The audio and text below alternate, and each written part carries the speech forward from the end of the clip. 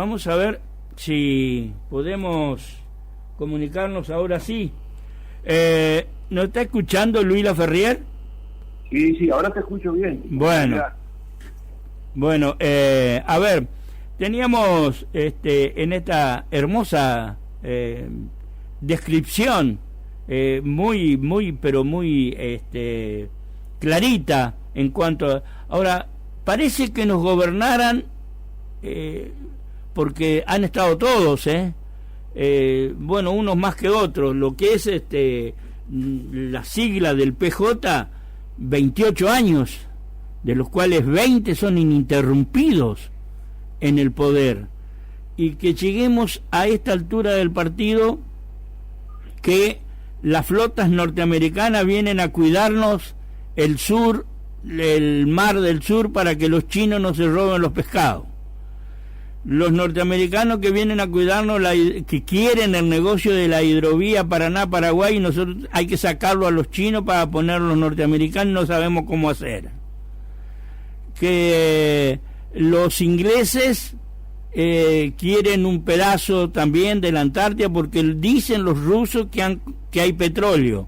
Los chinos ya se instalaron hace unos años en una extensión de 200 hectáreas cuadradas para poner un observatorio que nadie sabe lo que es. Y así otros imperios más del mundo que están en busca como lo decías vos, del litio, del gas, del petróleo, de la sal, de todo.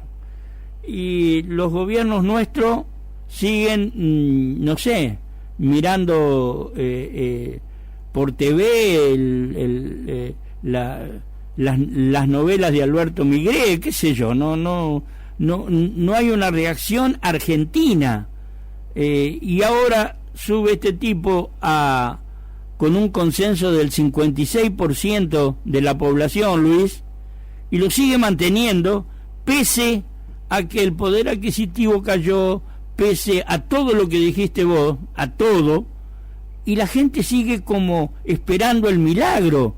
Hay que aguantar, hay que sufrir, pero ya vamos a estar mejor. ¿Qué le decimos a esa gente, Luis?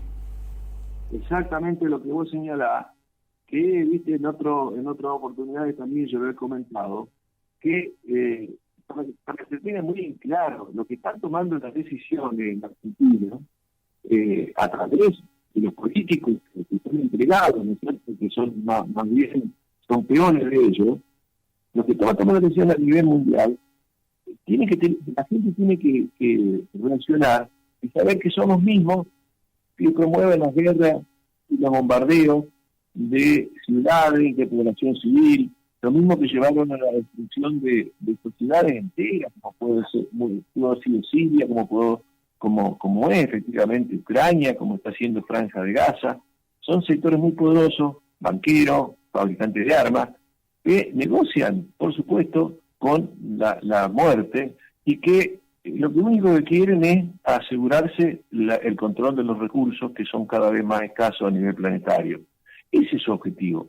Y en ese objetivo, ellos dicen que de los 8.200 millones de personas que vivimos en el mundo, sobramos por lo menos 7.000 millones. Ellos dicen que hoy por hoy seguir viviendo como viven ellos, y el planeta no da más que para 800.000 millones, y como somos 8.200, sobramos más de 7.000 millones. Y su proyecto es ese: controlar esos recursos, apoderarse de esos recursos, y ahí están peleando, por supuesto, con el uso de los aparatos de sus estados, Estados Unidos, Inglaterra, China, para controlar esos recursos. Y obviamente que en ese proyecto sobramos los argentinos, sobramos la población en general, ¿no? Entonces, si no entendemos esto, no vamos a reaccionar, vamos a creer que ellos son buenos y que tenemos que hacer esfuerzos cada vez mayores para que las cosas mejoren, y no pueden mejorar por arte de magia.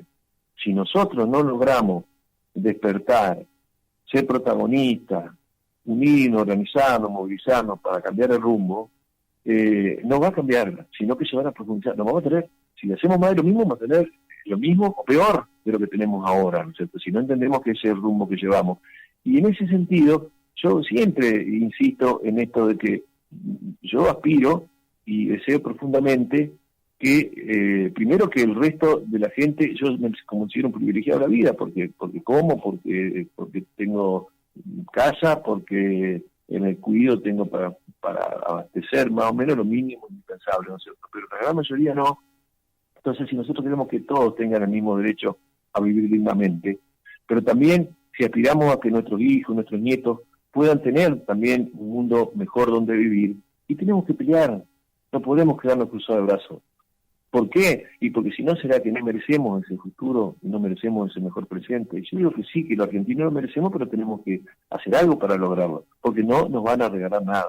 Esto ya creo que ha quedado claro por la experiencia que llevamos en los distintos gobiernos. Y tenemos que reaccionar, no tenemos que quedarnos pasivos creyendo que poniendo cada 4 años, firmando un cheque en blanco para que estos delincuentes nos entreguen y hagan actos de corrupción que son enormes, y sigan, bueno, disfrutando de encima, ¿no?, de su privilegio, cuando en realidad lo que tendría que ser como preocupación central es mejorar las condiciones sociales y económicas, y destruir el aparato productivo no va a traer mejora en las condiciones sociales. Si destruimos el mercado interno, y es obvio que no va a haber trabajo para nadie y no va a haber perspectiva para los trabajadores autónomos ni para las pequeñas y medianas empresas. Entonces sí, es cierto, la gente, no creo que sea a ese nivel, yo creo que está todo manipulado, el tema de la estadística en especial, cómo se hacen las encuestas para decir o para medir que tenga tan alto grado de aprobación. Tiene una aprobación importante, pero lo más importante de todo es que la gente que no está de acuerdo está muy sumisa y muy callada. Está, en todo caso, quisiera creer. Yo digo a veces también que equivocarse es algo que, bueno, puede pasar, ¿no es cierto? Puede pasar, equivocarse en votar un desastre, un delincuente corrupto y entreguista como el que nos gobierna. Eso puede pasar. El tema es que es más difícil reconocer que se han equivocado. Quien se equivoca, por él le cuesta aceptar y decir que se equivocó. Y más cuando, bueno, lo ha hecho con tanto énfasis, ¿no es cierto?, en apoyo militar. Entonces ahora medio callado, permanece esperanzado o si no, manteniéndose un poco al margen. Y ese mantenerse al margen es darle terreno o piedra libre, ¿no es cierto?, para que sigan haciendo cosas. Ahora ojalá logremos que los rechazos masivos, la movilización, logre frenar esta ley que tiene que aprobar el Senado. Lo que pasa es que están negociando. Cada legislador negocia, a ver, bueno, cuánto me da, cuánto... Negocio chiquitito, pero por beneficios ínfimos son capaces, lamentablemente, de aprobar esto, que son los superpoderes, para que siga todo igual. Y yo creo que lo más importante es seguir diciendo, porque uno acá no está exagerando, ¿no es cierto?, sino, lamentablemente, como yo digo, ojalá me hubiera equivocado. Ojalá, pero no es así. Uno toma en cuenta quiénes son, sus antecedentes, las medidas, y tiene que concluir en esto, ¿no? Entonces uno no es que sea pesimista, yo soy optimista porque todavía confío en que la gente se va a despertar a tiempo, ¿no? Antes de que se tomen estas medidas que implican, bueno, entregar el país ya por 30, 40 años, y bueno, después difícilmente se pueda recuperar. Esto es un poco la reflexión sobre esto que vos decís, Darío. No, claro, por supuesto, así es, pero tenemos... Creo que estoy hablando solo. No, por favor. Por favor. Alguien que dice, no, pero muy de lejos. No, seguí, te estamos escuchando, es muy interesante. Retorno. ¿Cómo? Hola. He quedado solo acá en la nave. No. Siento como que sigo manejando solo y se han tirado todo al río, ¿viste? Al mar, no sé. No, en absoluto. Ahora sí, ahora te escucho bien. Bueno, ahí está. En absoluto te vamos a dejar solo. Estamos remando junto a vos y estamos analizando cada una de las cosas que estás diciendo, porque son verdades incontratables que le estamos viviendo en la zona. Yo te decía hoy lo de los criadores de cerdo, lo mismo podemos hablar de tanta producción que se está perdiendo. En Misiones ha explotado la bomba. También han entrado más de 12 millones de kilos de hoja de hierba de Paraguay y de Brasil. Está en este momento la policía en en Misiones acuartelada por falta de pago de sueldo, están los docentes en la calle haciendo huelga de hambre por la escasez de los sueldos. Está explotando este modelo, está haciendo agua en Santiago del Estero, está haciendo agua en Formosa. Estamos complicados, Luisito. Claro, porque tenemos, yo insisto con la positiva, ¿no? Tenemos un país que para mí, ¿no es cierto?, es maravilloso, porque disponemos de una cantidad de recursos que por suerte, ¿no es cierto?, contamos los argentinos, donde somos relativamente pocos en el territorio y para la extensión y para la variedad de clima, de suelo, de energía, y ponemos tantas cosas, pero lamentablemente, así como somos inmensamente ricos, somos inmensamente saqueados. Y en ese sentido, bueno, la destrucción acompaña este proceso. Nosotros tendríamos que detenernos esto. Y detenernos significa empezar a construir una cosa distinta. Pero tenemos que empezar por no apoyar la propia destrucción. Porque si nosotros estamos sentados en una rama y cortamos la rama del tronco y nos vamos a caer. Y esto es un poco lo que estamos haciendo. Entonces, podemos salir, como dicen, pero va a llevar mucho tiempo reconstruir esto. No puede llevar mucho tiempo. Entonces, tenemos todas las condiciones. Estamos produciendo alimentos para 400 millones de personas y no podemos alimentar a 100 millones. Y tenemos energía abundante con pocos países en el mundo y nosotros tenemos recursos. Y nosotros todavía disponemos, esto yo lo he comentado con vos, de cosas que a pesar de que se han venido degradando y destruyendo durante décadas, todavía tenemos ventajas en relación a otros países. Tenemos un sistema de educación. El sistema educativo está muy deteriorado. Si nosotros comparamos esto con el que teníamos hace 40 años, está muy deteriorado. Pero sin embargo, yo creo que en América Latina haya un sistema educativo, por ejemplo, en las universidades. Las universidades argentinas están generando profesionales, técnicos, científicos, que están a nivel de los países más desarrollados del mundo. Inclusive muchos terminan allá, lamentablemente. Formar un profesional o un investigador, un científico, significa invertir no solo dinero, sino invertir por lo menos 25, 30 años de tiempo, que eso no se puede fabricar. Por eso es que nos llevan gratis los mejores profesionales, los mejores científicos. Y tenemos todavía un sistema educativo que se debe mejorar, pero que hay una base importante para cambiar las perspectivas del desarrollo mucho más humano y sustentable que tenemos. Tenemos un sistema de salud pública que está colapsado, en crisis, pero si lo comparamos con otros países de América Latina, estamos bien, porque tenemos que mejorarlo notablemente. Tenemos muchas cosas que ya están construidas y que si no lo tuviéramos, nos demoraría muchísimo tiempo hacerlo. Lamentablemente, si nosotros necesitamos avanzar este plan desastre, cada vez vamos a estar más lejos de la reconstrucción. Pero nosotros podemos rápidamente cambiar las condiciones de vida de la mayoría de los argentinos, que no somos muchos, porque tenemos todas las condiciones. Y lo que no tenemos es la disposición de los argentinos de entender esta realidad y salir a pelear por nuestros derechos, porque nos merecemos todos vivir mejor y porque tenemos condiciones, porque tenemos recursos, la misma Entre Ríos. Nosotros tenemos recursos para producir una variedad enorme de alimentos para abastecer las comunas locales, es decir, desarrollar la propia autonomía local, porque eso se fue destruyendo. Nosotros fuimos bien integrando al mundo en la globalización, destruyendo esa diversidad productiva, que a su vez también generaba más trabajo productivo, y expulsando a la población del campo. Es decir, eso ha sido un proceso criminal, y este gobierno lo que apunta es acelerar esta caída hacia el abismo. Y lo que nosotros tenemos que hacer es decirle, mira, acá tenemos que cambiar las cosas, tenemos que hacer de otra forma. ¿Por qué nosotros vamos a hacer soja para mandarle a los europeos o a los chinos para que ellos críen un cerdo para que después nosotros nos compremos el jamón, chame o el cerdo, y nosotros lo podemos hacer acá?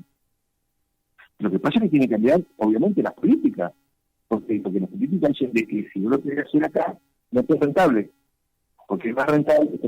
Entonces, la rentabilidad de las pocas corporaciones está en riesgo, está destruyendo nuestra tejido social, nuestra estructura económica y nuestra perspectiva de futuro. Entonces yo comparto con vos esa preocupación y insistir en especial a un sector de la población que cree todavía que nosotros vamos por el rumbo, de que cada vez va a estar peor.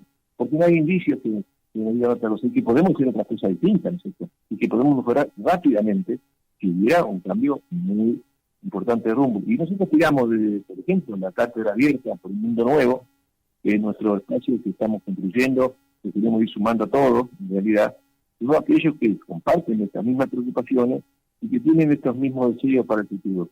Y yo creo que tiene que ser el deseo de todos. Hola, hola. Sí, te escucho. Sí, no, sobre todo cuando vos hablabas de la minería, del fracking, tenemos problemas nosotros acá en Entre Ríos con la zona donde están sacando la arena, que es Ibicuí. Anteayer también saltó una bomba periodística con lo que ocurría en Concepción del Uruguay. Yo hablaba esta mañana, desde que yo tenía 10 años, 8, 10, tengo 71, se hablaba de las inundaciones de Concordia y todavía se siguen inundando. Anoche pensaba, ¿vos sabés lo que es pasar la noche en un vagón de ferrocarril? Sí.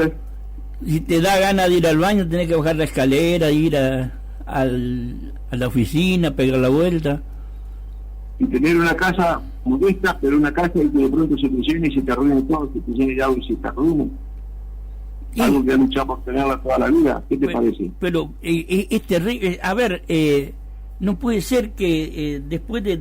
Estamos en el 2024, estamos en el siglo XXI y tenemos los mismos problemas que en el 1900. Sí, pero tenemos mucho más agravado, cuando tenemos mucho más desarrollo tecnológico, cuando supuestamente podríamos tener todo resuelto.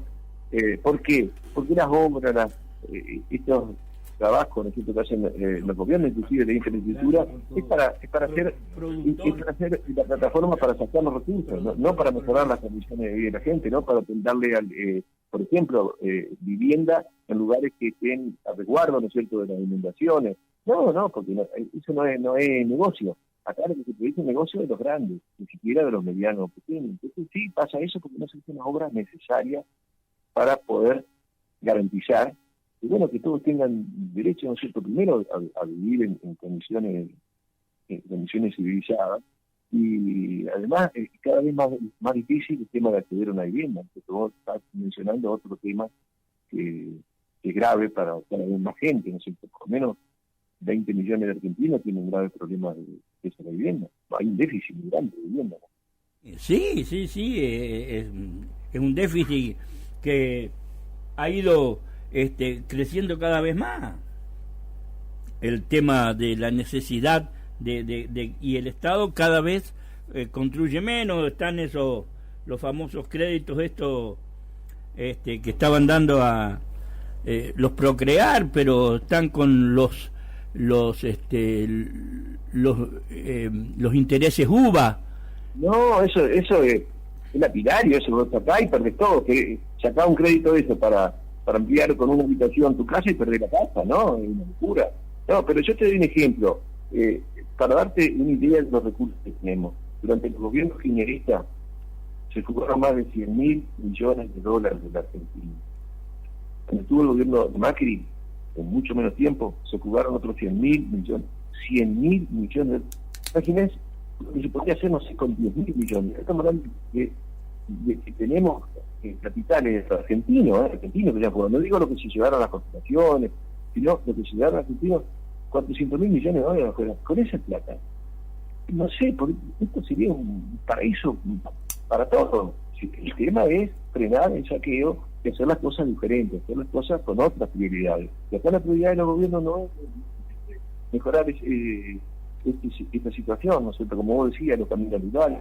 No, acá hay una agricultura donde ganan todos, también constructoras, los gobiernos que reciben la coima por debajo de la mesa, y toda la agricultura para saqueo, para llevar al puerto y llevar. Los puertos están todos privatizados, están manejados por capitales extranjeros, ahora la hidrovía está manejada también por capitales extranjeros. Entonces nosotros no somos dueños de nuestras cosas en nuestro territorio. y los que gobiernan en los distintos niveles en los centros de gobierno, salvo excepciones, por supuesto que las hay, se ponen al servicio de esto, no hacen las cosas diferentes. Pero si no hacen las cosas diferentes, no esperemos resultados diferentes tampoco. Tal cual, no podemos. Vamos a tener más de lo mismo, o peor de lo mismo. Claro, ¿y cómo ves el gobierno provincial vos? Mira, yo creo que, por un lado, creo que lamentablemente está apoyando todo lo que hace el gobierno nacional. Sí. Y eso ya de por sí es muy grave, ¿no es cierto? Porque vos le estás dando mayor poder al principal responsable de esta masacre que sufrimos. Entonces, de pronto, este gobierno avala al gobierno nacional, que le quita los recursos, por ejemplo, para que el sistema de transporte público ande bien. Nos roban los recursos. Entonces va a apoyar a eso, apoyar a este gobierno nacional que se mande esos tarifazos, que es una estafa de punta a punta, es una cadena con muchos dragones de estafa, y que lo hace el gobierno nacional, pero como vale de este gobierno y de otros gobiernos provinciales. Es decir, el gobierno provincial, ¿por qué lo hace? Y bueno, porque sigue por debajo de la mesa algunos recursos, algunos fondos, en vez de pelear por los fondos que le corresponden legítimamente a la provincia, que le corresponden por constitución y que le corresponden por ley. No reclaman, o sea, aceptan esa sumisión, ese recorte de recursos y negocian. Bueno, si yo te apoyo las leyes nacionales, vos me das algunos recursos para hacer esta obra, y no es el rol de los gobiernos provinciales. El rol de los gobiernos provinciales y municipales es trabajar para garantizar mayor autonomía de los lugares, ¿no es cierto?, de la comuna y de la provincia. Mayor autonomía significa lo que Entre Ríos fue hace 40, 50, 60 años, que producía de todo para abastecer a su propio territorio y su propia población. Las ciudades tenían los cinturones donde estaban abastecidos por alimentos de todos los días, ¿no es cierto?, porque había una variedad muy grande de producción de alimentos. Después sentados, incluye la fertilización, la monoproducción de transgénicos, y entre la soja y el maíz, y después viene el trigo, y tenemos la mayor parte de los superficies cultivables nada más que nosotros tenemos productos, cuando nosotros podemos producir todo para abastecernos localmente. Eso es un proyecto obviamente que no estaba en la cabeza del gobernador, y que podría ser, porque nosotros tenemos muchos elementos que nos favorecerían, pero no apoyando el gobierno nacional, que nos está destruyendo a todas las provincias, y tampoco apoyando a este número, que no se va de lo mismo. Por eso yo no veo perspectivas tampoco desde el punto de vista de la provincia, ni con este ni con los gobiernos anteriores que tuvimos, porque nosotros llegamos con prácticamente este siglo XXI, tuvimos casi todo el gobierno en la provincia, y seguimos teniendo la ciudad como Concordia más pobre del país. O sea que tenemos, por ejemplo, por la producción de energía eléctrica en Salto Grande, que se produce de un costo ínfimo de centavos de dólar, y resulta que después pagamos esa misma energía, la pagamos la más cara del país. Pero peor aún, la represa Salto Grande, la mitad que pertenece a Uruguay, esa es energía verde. Los uruguayos pudieron acceder a créditos internacionales a través del Banco Mundial, que está premiando a todas aquellas cosas que se hagan con energía verde, digamos, que no sean renovables. Y la mitad nuestra, por una ley, ya te digo el número, por una ley 10.000 y pico, 10.900 y pico, que hicieron en el 2015, en vez de producir 30.000 megavatios, produce 50, ya no es verde y ya no hay crédito. Claro. La mitad de los uruguayos, sí, 800.000 millones de dólares le van a dar a Uruguay de crédito barato en el Banco Mundial, porque produce energía verde. Ahora, la otra mitad no. Pero además el tratamiento que tenemos, Darío, que yo no sé si tengo actualizados los números, pero que el costo de la energía en megawatt de energía generada por Salto Grande estaba en centavos de dólares, y nosotros lo vendemos a $3 a la Nación, y la Nación nos entrega después a $30 que tenemos que pagarlo. O sea, no nos paga nada, y nosotros nos pagamos 10 veces más la energía nuestra que nosotros generamos. Increíble. Mirá, El límite de 30.000 megawatts fue llevado a 50.000 megawatts por la ley número 27191, ley sancionada el 23 del 9, el 23 de septiembre del 2015, a través de su artículo segundo. Sustitúyase en los incisos A y B del artículo cuarto de la ley 26190, régimen de fomento nacional por el uso y fuentes renovables de la energía destinada a la producción de energía eléctrica por la siguiente. Fuentes renovables de energía son las fuentes convocables de energía no fósiles, idóneas para ser aprovechadas de forma sustentable en el corto, mediano y largo plazo. Energía eólica, solar, térmica, solar, fotovoltaica, bueno, te está diciendo la cantidad de energías no renovables. Claro, pero yo te decía con otro sentido que nosotros estamos generando energía en nuestro territorio de menor costo y estamos pagando la energía más cara al centralismo, bueno, que el manejo de las construcciones en última instancia. Esto, bueno, ahí es donde tienen que estar los políticos defendiendo los intereses. Pero a ver, tenemos políticos importados, no son nuestros, no los llevan entre el río en el corazón. Claro, exactamente, sí. Pero digamos, también son de Entre Ríos y son tan entrevistas como los de afuera, también tenemos de eso, ¿no? Bueno, pero a mí que no me digan que no sabían, no se les cae una idea, son, como dice Cadopi, son burros. Van a ser diputados y senadores y van a hacer lo que le diga el gobernador. Tal cual. El gobernador hace lo que dicen a nivel nacional también. Una cadena de mando. El gobernador dice, yo tengo que pagar los sueldos, ¿qué querés que me pelee con mi ley? Que apoye los de la Patagonia, me peleo con Miguel y yo no tengo para pagar los sueldos. Y ese es el problema, gobernar para pagar los sueldos. Y bueno, ¿qué querés? No te presentés, hermano. Claro. Si no sos capaz de revertir, si no sos capaz de innovar, si no tenés idea, si no podés controlar, no te presentés. ¿A qué mierda te presentás? Bueno, pero hace mucho, viste, que, no sé si tan mucho, pero hoy las elecciones y la partidocracia, digamos, son mecanismos muy difíciles de acceder si no vas con un objetivo que es tener el apoyo de los que tienen plata, es decir, corporaciones o fondos ilícitos, ¿no? Para después servirlo a ellos. Escuchame, Luis. ¿Vos viste? Escuchame un chiquito. ¿Vos viste el programa Cuestión de Fondo del miércoles? No. Bueno, el presidente del Tribunal de Cuentas de Entre Ríos se compró un auto oficial de uso personal. Como no había en Entre Ríos, fue a Santa Fe, se la tuvieron que traer. Se compró una Jeep nuevita, con 7 asientos, con aybar al costado, aybar adelante, aybar atrás, aybar en el techo, con cinturón para 7. La pagó $57,000. Digamos, eso la pagamos entre todos, ¿no? Claro, ese es el auto oficial que tiene el presidente del Tribunal de Cuentas. Además, hizo una reforma en las oficinas por 380 millones. La reforma. Lo que estamos pagando nosotros. Entonces, vos me estás hablando de miseria. Vos me estás hablando de que hay hambre y los funcionarios gastan 300 millones, $57,000 en un auto. ¿A quién le creo? Bueno, esa es la corrupción chica para avalar a la corrupción grande. Eso recibe $100.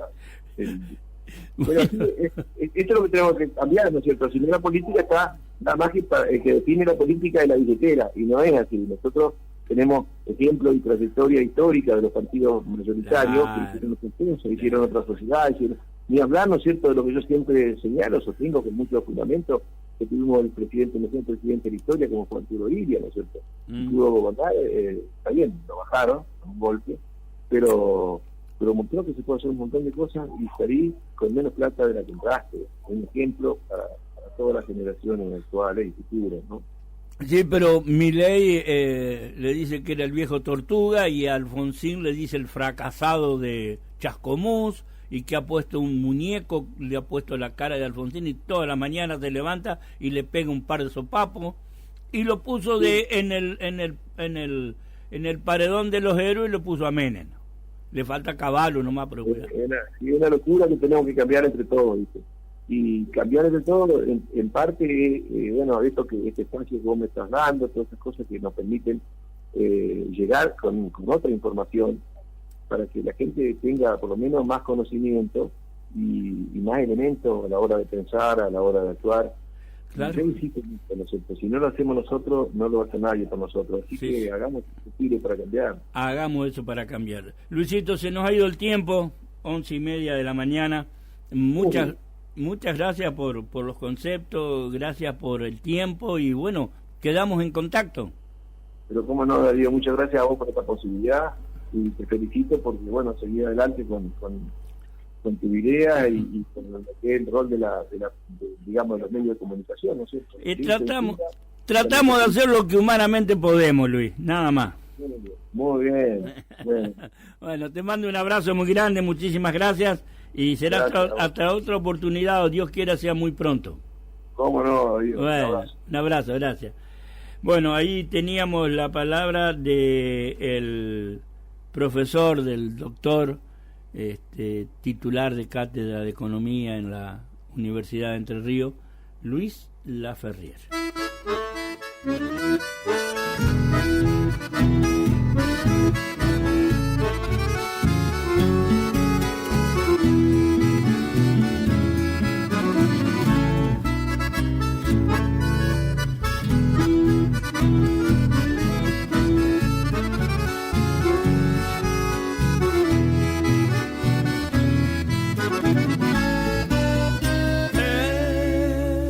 Este canto sentido que naciera por ti te ha de recordar el amor sin par que ayer te ofrecí. Ves a través del tiempo, yo nunca te olvidé y no has de negar que te supe amar, cual nadie tal vez. No olvidarás, mujercita, las horas que contigo pasé. Me has de saber que mi pasión perdurará en el corazón. El nido aquel de felicidad, llorándote solo y triste está. Retorna dulce y tierno bien, no me mates con tu desdén.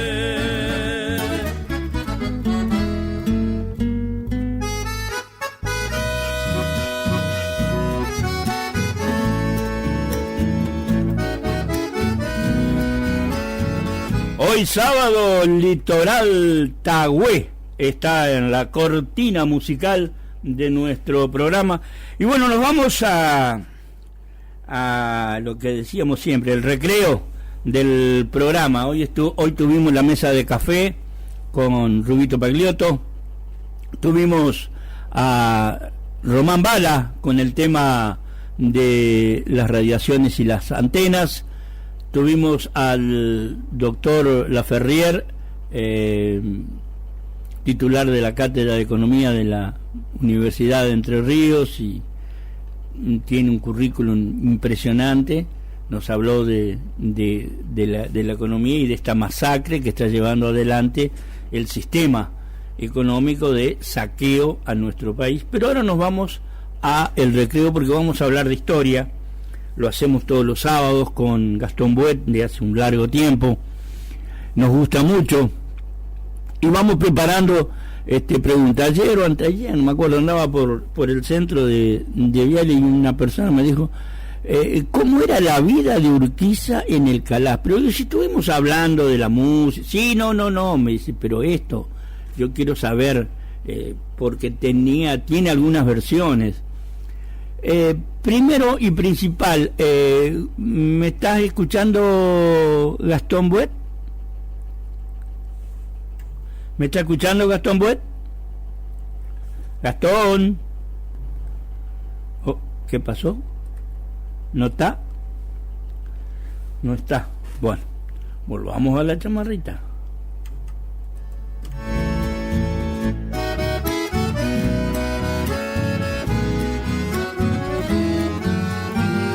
Quiero, mi bien, que esta canción llegue a tu oído. Quizás recién comprenderás que no te olvido. Ven junto a mí, en mucho tiempo yo he sufrido. Lejos de ti, solo penando yo he vivido. Ven pronto junto a mí, dueña de mi ser. En bañado no te tengo el rancho que te ofrecí. Allí junto los dos, en mi Taragüí, volverá a renacer. A ver ahora si... ¿Me está escuchando, güey? Hola, sí, buen día. Hola. ¿Qué tal? Pero bien. ¿Cómo andas vos? Bien, acá andamos con un poquito menos de humedad. Un poquito menos de humedad, es verdad. Gastón, hubo algunas preguntas sobre la vida de Urquiza en el Calá.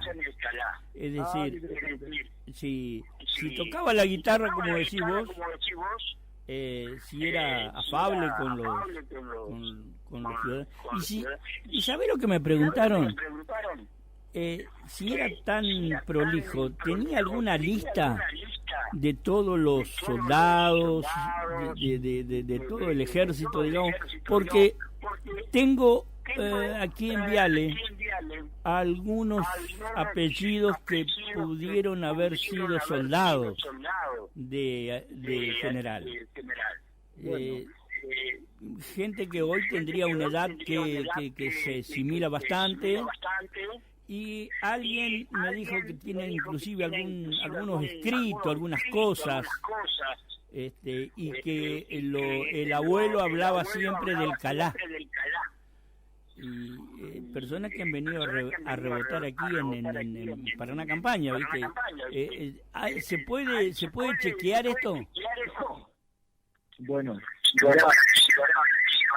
puedo pensar que el Calá funcionó en su apogeo entre 1845 a 1852, ¿no? Que llegó esa cantidad de hasta 30.000 soldados.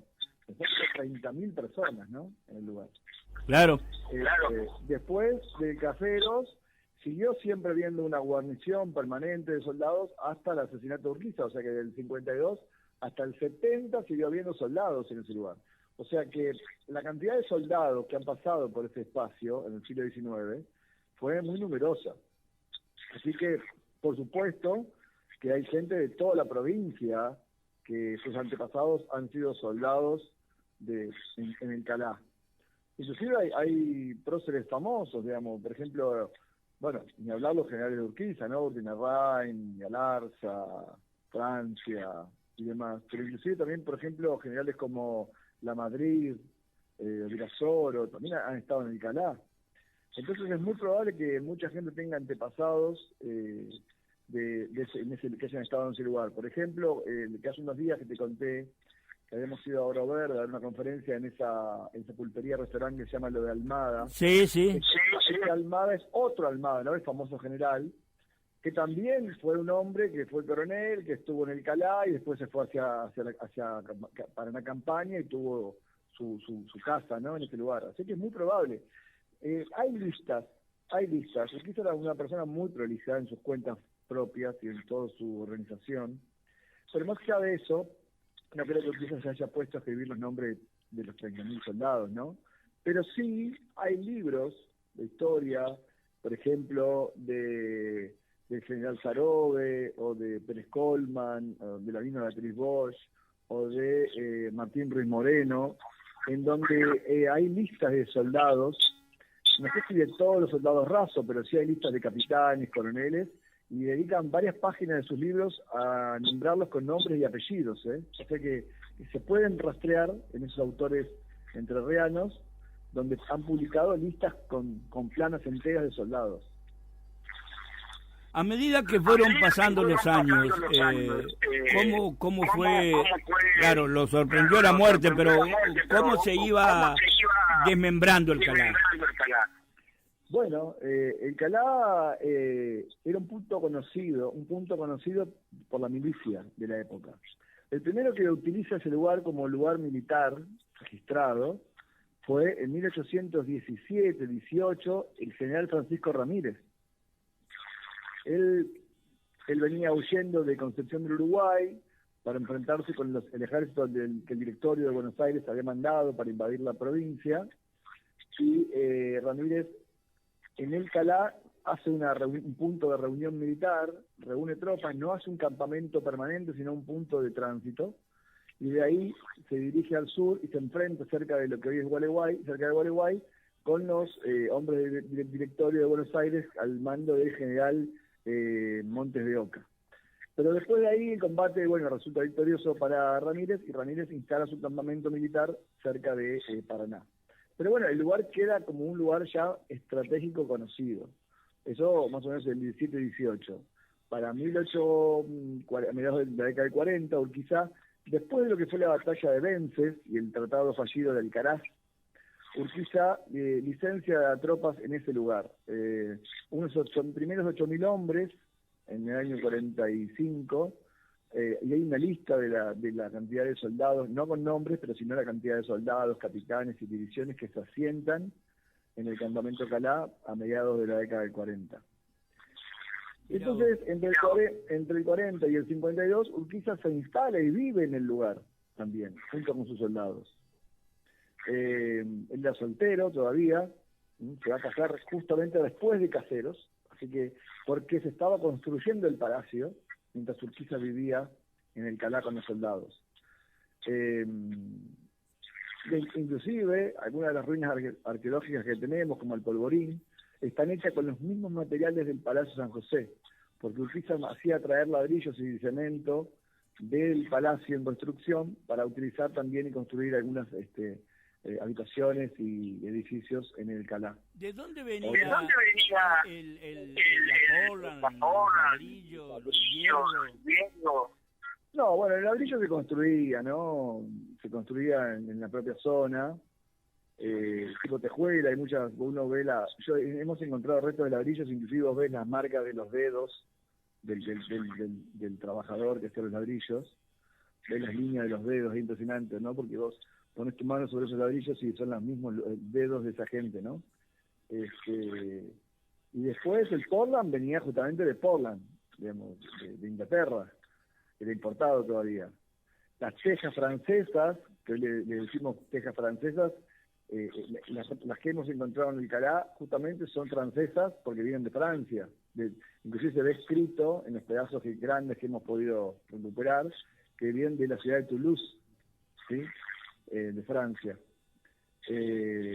Por eso se llaman francesas. Y después, si no, las que había acá en América del Sur, en las llamadas coloniales, ¿no? Las tejas de muslera, típicas de la media caña, que se hacían con los muslos de las piernas, por eso se llaman tejas de muslera.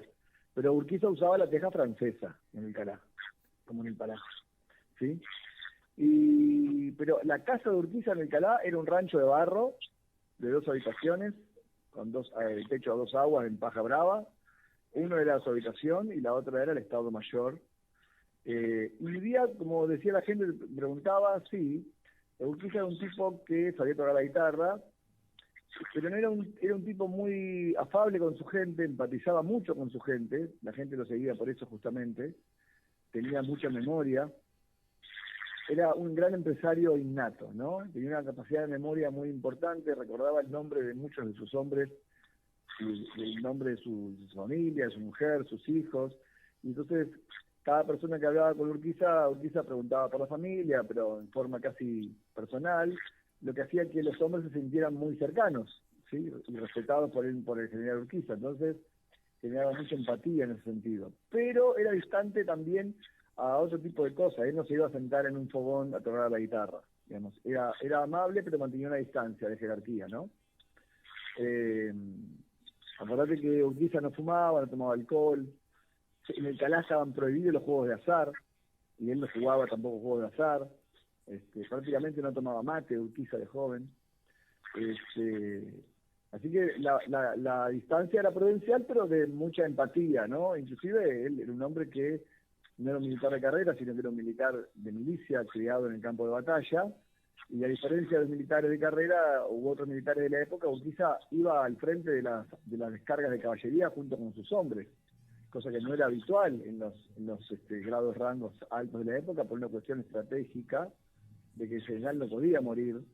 Entonces, pero él sí, él iba a una reprenda de sus hombres, ¿no? Que le decían que no lo haga, él igualmente iba. Por ejemplo, hay una arenga famosa en la batalla de Caseros, cuando le preguntan a Urquiza en caso de que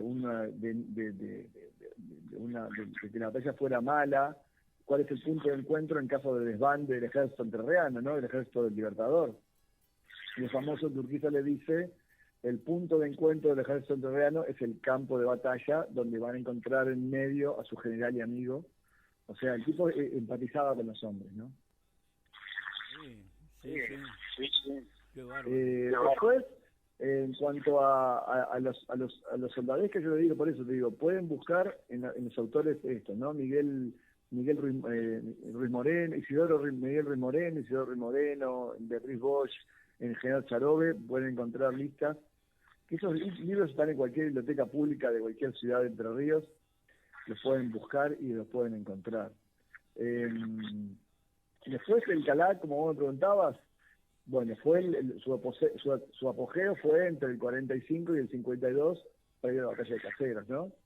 A partir de ahí, incluso cuando vuelve de Caseros y vuelve de lo que fue la Convención Constituyente y demás, se termina de construir el Palacio San José, y Urquiza traslada el cuartel general suyo, porque él era el gobernador, pero no nos olvidemos que si bien la capital estaba en Concepción del Uruguay, la capital, la oficina ejecutiva estaba prácticamente donde estaba el gobernador, y el gobernador nunca estaba en Concepción del Uruguay, estaba siempre en movimiento. Entonces, mientras vivía en el Calá, el ejecutivo residía en el Calá. Una vez que vuelve de Caseros, el ejecutivo va a residir en Posta de San José. Urquiza nunca llamó al Palacio San José Palacio, se llamaba Posta San José. Entonces, una vez que vuelve de Caseros y se casa con Dolores, instala su cuartel general en lo que se llama Cuartel General Gualeguaychú o Posta San José. Y de ahí gobernaba la provincia.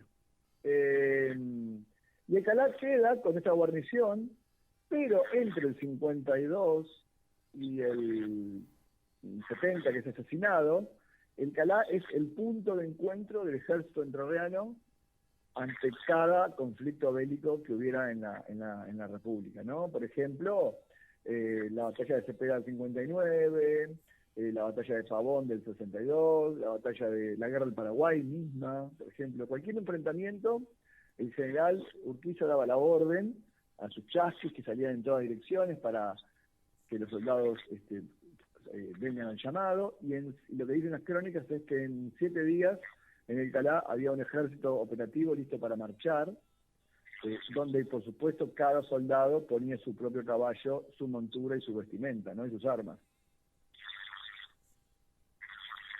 O sea que pegaba un grito y estaban ahí. Sí, para los que dicen, por ejemplo, los revisionistas que a veces intentan meter la idea de que Urquiza había perdido su estrella o eclipsado su estrella, cuando el presidente Mitre le pide 5.000 hombres a Urquiza para ir a pelear al Paraguay, porque había Paraguay invadido Corrientes, Urquiza convoca la Triple Alianza. Exacto, la guerra de Triple Alianza, que no es un ataque argentino hacia el Paraguay, sino que Paraguay es la que invade Corrientes, y entonces se declara la guerra. Urquiza convoca 5.000 hombres en el Calá, y acuden 8.000 hombres a pelear. ¿Sí? Entonces, para que veas que Urquiza tenía un gran poder de convocatoria, ¿no? Eso es para los revisionistas que a veces tratan de desprestigiar la imagen de Urquiza diciendo que después de Pavón su estrella se había eclipsado y esa sarta de pavadas que dicen. Y asimismo, fíjate que la partida asesina de Jordán tenía solamente un entrerriano en toda la partida de asesinos. Si hubiera sido tan impopular Urquiza en su provincia, no le hubiera costado a López Jordán, al traidor conseguir asesinos en Entre Ríos mismo. Y bueno, a partir de la muerte de Urquiza, Dolores manda desde San José una orden de destruir el Polvorín. ¿Por qué? Destruir el cuartel de Calá, porque Jordán lo conocía, muchos, era el lugar más conocido de todos, ¿no? Bueno, los hombres de Paraná, de Jordán, iban a tomar el Calá. Entonces Dolores da la orden de que sea destruido. Los cañones son arrojados al arroyo, los fusiles tirados, enterrados, y el polvorín es mandado volar con pólvora, ¿sí? Por eso cuando los hombres de Jordán llegan al lugar, encuentran que todo está inutilizado, y entonces lo abandonan.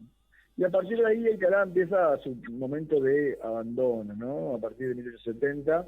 ¿Cuántas hectáreas eran? Eran muchas hectáreas, pensá que era toda la B corta que va entre el arroyo Calá y el río Gualeguay. Más o menos, desde el Calá, yendo por la 39 hoy, ¿no? Desde el Calá hasta el río Gualeguay hay unos 20 kilómetros de ancho, ¿sí? Que era la parte alta de la B corta. El arroyo Calá hacia el Gualeguay hace otros 20 kilómetros hacia el sur. O sea, un triángulo con 3 caras de 20 kilómetros por cara, ¿sí? Era una fracción importante del campo. Sí, vos pensás que había 30.000 personas viviendo ahí. Claro. Sembraban trigo, porque los soldados tenían que sembrar su propio trigo para hacer su propia harina para el pan. Guarello tiene uno de los registros más antiguos de siembra de trigo, por ejemplo, que se llevaban a la Taona que tenía el coronel de Guizamón en Rosario del Tala, que hoy se conserva esa casa donde tenía el Guizamón la Taona y se hacía la harina, ¿sí? Tala era la ciudad que proveía de pertrechos al campamento. Mirá vos, ¿esa casa es museo o algo en Tala o es privada? Sí, en Tala está a la vuelta de la plaza del centro de Tala, se llama Museo Martiniano de Guizamón. A la verdad que después los 3 hijos van a ser personalidades ilustres de la provincia, ¿no? Onésimo, Honorio y Martiniano hijo, que son escritor, médico y abogado, y cada uno brilló en su rubro. Onésimo, por ejemplo, va a ser rector del Colegio del Uruguay, va a estar junto a Sarmiento formando la ley 1420 de educación. Martiniano va a ser un escritor famoso, va a crear junto con otros la fraternidad en Concepción del Uruguay, escribe muchos cuentos, muchas historias sobre la zona esta del Calá. Y bueno, entonces el museo, de hecho, fíjate que el museo de Paraná se llama Martiniano Leguizamón, ¿no? Por este hombre. Y bueno, esa casa quedó como Museo Martiniano Leguizamón, y a veces se confunde la gente, creen que Martiniano nació en ese lugar, y no nació ahí, en realidad nació el coronel Martiniano Leguizamón padre, tenía su estancia en el último rinconcito del Calá, en la barra del Calá contra el río Gualeguay. Ahí estaba la estancia del coronel Leguizamón, ¿sí? Y ahí nace Martiniano, la estancia. Claro que después, cuando se bautiza, en esa época se anotaba en los libros parroquiales, y los libros parroquiales más cercanos eran la iglesia de Rosario del Tala. Entonces queda registrado en la iglesia de Rosario del Tala. Pero es una confusión que hay, y el museo se conserva como una de las casas más antiguas que quedan en Tala en pie. ¿Qué historia tiene Tala, no?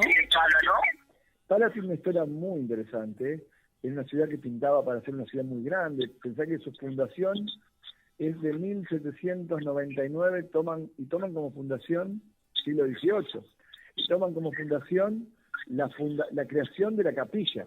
Es decir, ya había una villa de personas viviendo en el lugar, y cuando deciden fundar una iglesia para no tener que ir a misa hasta Nogoyá, con los peligros y el tiempo que conllevaba, crean una capilla en 1799, es autorizado de Gualeguay, de la diócesis, y crean Nuestra Señora del Rosario. Pero Tala era el centro de la provincia neurálgico, el ferrocarril pasaba por ahí. Lo que la embroma un poco en su momento el tema del ferrocarril es porque el ferrocarril que finalmente pasó por Bazo, en el cruce de vías, iba a pasar por Tala primero. pero les convenía pasar por este lado del río, entonces Tala ahí pierde un poco. Después el tema del aislamiento fluvial y aislamiento territorial la van dejando cejada. Pero vos pensás, por ejemplo, que la quinta sucursal del Banco Nación de la República, el presidente Carlos Pellegrini viene personalmente a Rosario del Tala a fundar esa sede. Y Tala era una ciudad que desde el comienzo fue urquicista. De hecho, el departamento Tala es creado por Urquiza, y después fue una ciudad muy radical de la primera hora, muy radical y revolucionaria, ¿sí? Siempre, sí, siempre hubo. De hecho, por ejemplo, cuando se produce la Revolución del 30, en Tala se produce, la Revolución del Parque, se produce en Tala una defensa. También hay tiroteos, hay muertos en la plaza del centro, se produce una pequeña revolución. En el 30 también, para defender el gobierno de Irigoyen. Alem estuvo, hay fotos donde Alem estuvo haciendo campaña en Rosario del Tala en su momento, ¿sí? Es una ciudad que siempre tiene una antigua raigambre radical. Mira vos. Sí. Bueno,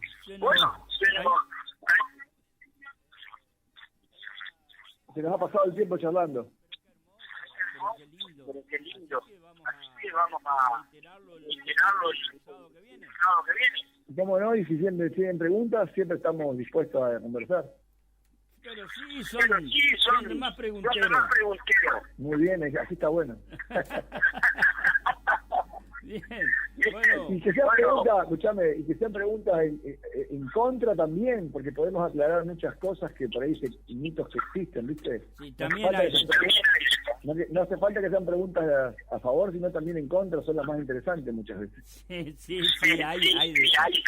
Y esas son las que más me gustan, así que dale con eso. Bueno. Gastón, un abrazo grande a la distancia, un fuerte abrazo, hermano, y será hasta el sábado que viene. Un abrazo para vos y a tu audiencia. Gracias. Bueno, ahí teníamos al profesor Gastón Buet.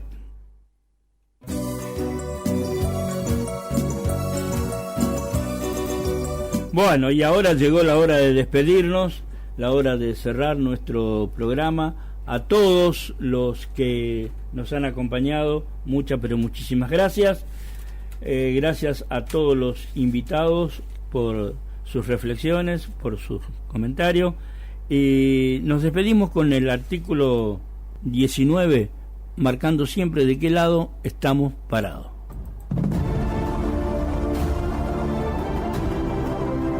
El artículo 19 de la Declaración Universal de los Derechos Humanos dispone que el derecho fundamental a la libertad de expresión incluye el derecho de investigar y recibir información y opiniones, y el de difundirlas sin limitación de fronteras por cualquier medio de expresión.